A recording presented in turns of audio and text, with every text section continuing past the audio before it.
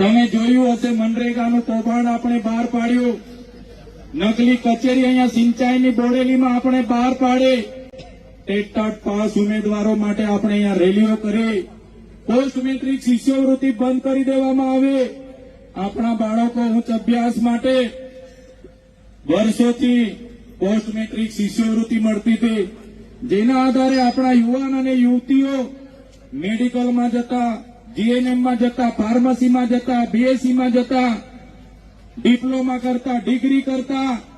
અને આ સરકારે 28/10/2024 ના રોજ શિષ્યવૃત્તિ બંધ કરી 5000 વિદ્યાર્થીઓને લઈને અમે વિધાનસભાનો ઘેરાવો કર્યો. ત્યારે આ વિસ્તારનો એક પણ ધારાસભ્ય આપણા બાળકો માટે એક શબ્દ બોલવા તૈયાર નહોતો. અને વિધાનસભાના ઘેરાવા પછી બિરસા મુંડા ભવનનો ઘેરાવો કર્યો.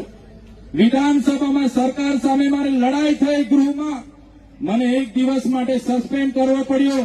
એમણે મને સસ્પેન્ડ કર્યો, પણ અમે વિદ્યાર્થીઓનો મોરચો લઈને જે પ્રકારે વિધાનસભામાં પહોંચ્યા, આ સરકારને નમતું જોખવું પડ્યું અને શિષ્યવૃત્તિ ફરી ચાલુ કરવી પડી.